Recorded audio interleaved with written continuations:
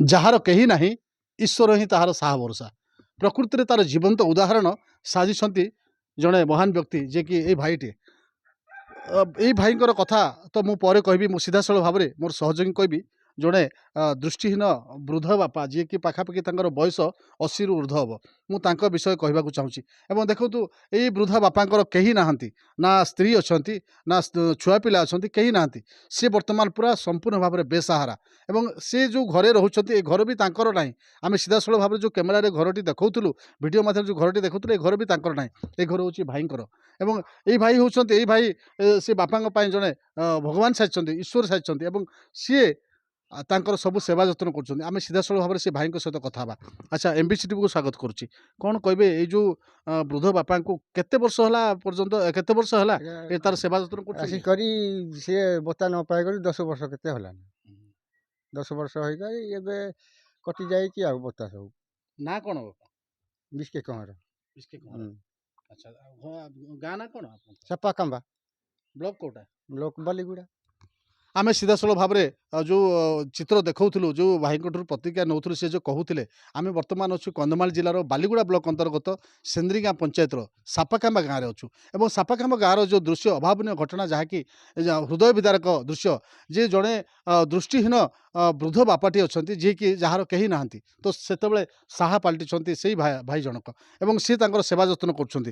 ଆଜି ଆମେ ସେ ବାପାଙ୍କ ମୁହଁରୁ ଦୁଇପଦ କଥା ହେଇଯିବା, ତାଙ୍କୁ ଦୁଇପଦ ପଚାରିବା ଯେ ବାପାଙ୍କର ପ୍ରକୃତରେ ଏଠି କେତେ ବର୍ଷ ହେଲା ଏବଂ ତାଙ୍କର ସେବା ଯତ୍ନ କିଏ କରୁଛନ୍ତି, ସେ ତାଙ୍କ ମୁହଁରୁ ଆମେ ଶୁଣିବା।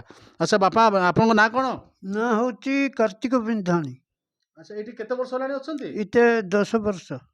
ଆଚ୍ଛା, ଏ ଯେଉଁ ଆପଣ ଏଠି ଖାଇବା ପିଇବା ଏସବୁ କିଏ ଆପଣଙ୍କୁ ଦେଉଛନ୍ତି? ନାଇଁ ଇଏ ବିସ୍କେ କହର ବିସ୍କେ ଘର ଦେଉଛନ୍ତି। ହେଲେ ଆପଣଙ୍କୁ ଭତ୍ତା ମିଳୁଛି? ନାଇଁ ଆଜ୍ଞା, ଭତ୍ତା ନାହିଁ, ଚାଉଳ ନାହିଁ।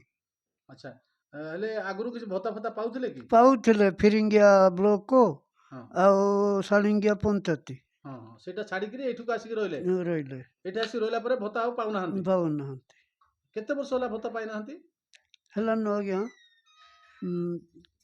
4-5 ବର୍ଷ ବଲକା ହେଲାନି। 4-5 ବର୍ଷ ହେଲା ପାଉନାହାନ୍ତି। ତା ପୂର୍ବରୁ ଭତ୍ତା ପାଇଥିଲେ? ପାଉଥିଲେ। ଆଚ୍ଛା, ହେଲେ ବାପା ଆଉ କିଏ ନାହାନ୍ତି? ଆପଣ ନାଇଁ ଆଜ୍ଞା, କେହି ନାହାନ୍ତି? କେହି ନାହାନ୍ତି। ଆପଣ ସିଧାସଳଖ ଭାବରେ ସେ ବୃଦ୍ଧ ବାପାଙ୍କ ମୁହଁରୁ ଶୁଣୁଥିଲେ ତାଙ୍କର କେହି ନାହାନ୍ତି। କିନ୍ତୁ ସେହି ସମୟରେ ଏଇ ବିଶ୍କେଶନ ଭାଇ ତାଙ୍କ ପାଇଁ ଏକ ସେ ଭଗବାନ ସାଜିଛନ୍ତି ଏବଂ ସିଏ ହିଁ ତାଙ୍କର ସେବା ଯତ୍ନ କରୁଛନ୍ତି। ଏବଂ ପ୍ରତ୍ୟେକ ଦିନ ସେ ମଧ୍ୟ ନିଜର ପରିବାରର କାମ କରିବା ସହିତ ସେଇ ବୃଦ୍ଧ ବାପାଙ୍କର ମଧ୍ୟ ସେବା ଯତ୍ନ ସେ କରନ୍ତି। ଏବଂ ସିଏ ଦୃଷ୍ଟିହୀନ, ସିଏ ଗାଧେଇବା ଏବଂ ଯେତେବେଳେ ଗୋଟିଏ କଥା ଭାବିବା, ଯେତେବେଳେ ଗୋଟେ ବୃଦ୍ଧ ବାପାଙ୍କର ସେବା ଯତ୍ନ କରିବା, ଘରେ ଜଗାରଖା କରିବା, ଏହା ଏକ ବଡ଼ କଷ୍ଟକର ସାଧ୍ୟ ଆଜ୍ଞା। ସେହି ସମୟରେ ଜଣେ ବିଶ୍କେଶନ ଭାଇ, ଯିଏକି ବିଶ୍ବେଶ୍ୱର ଭାଇ ଏ କାର୍ଯ୍ୟ କରିପାରୁଛନ୍ତି, ସେଥିପାଇଁ ତାଙ୍କୁ ସାଧୁବାଦ ଜଣାଉଛୁ।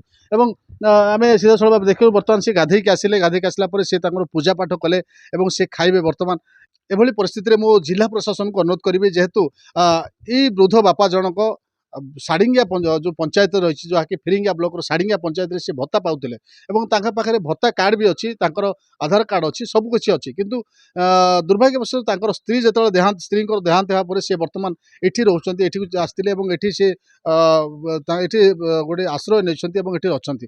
ତ ବର୍ତ୍ତମାନ ମୁଁ ବାଲିଗୁଡ଼ା ପ୍ରଶାସନକୁ ମଧ୍ୟ ଅନୁରୋଧ କରିବି, ଯେହେତୁ ସେ ବାଲିଗୁଡ଼ା ବ୍ଲକର ଯେଉଁ ସେନ୍ଦ୍ରିଗାଁ ପଞ୍ଚାୟତର ସାପାକାମ୍ବାରେ ରହୁଛନ୍ତି ଦୀର୍ଘ ଦିନ ହେଲା, ତ ୟାକୁ ମଧ୍ୟ ମୁଁ ମୋର ଏଇ ଖବର ମାଧ୍ୟମରେ ମୁଁ ଅନୁରୋଧ କରିବି ସ୍ଥାନୀୟ ପ୍ରଶାସନକୁ, ଅର୍ଥାତ୍ ବାଲିଗୁଡ଼ା ସ୍ଥାନୀୟ ବିଭାଗୀୟ ଯେଉଁ ଗୋଷ୍ଠୀ ଅଧିକାରୀ କିମ୍ବା ଯେଉଁ ପଞ୍ଚାୟତର ପିଓ ଅଛନ୍ତି, GRS ଅଛନ୍ତି, ଏହି ସମସ୍ତ କର୍ମଚାରୀଙ୍କୁ ମୁଁ ଅନୁରୋଧ କରିବି ଏଇ ବାପାଙ୍କର ୟାର ତଦନ୍ତ କରାଯାଉ ଏବଂ ତାଙ୍କର ଯେଉଁ କାଗଜପତ୍ର ରହିଛି, ଯାହା ବି ରହିଛି, ସେ ଯେଉଁ ଭତ୍ତା ପାଉଥିଲେ ସେ ଭତ୍ତା କାଗଜ ବି ତାଙ୍କ ପାଖରେ ଅଛି।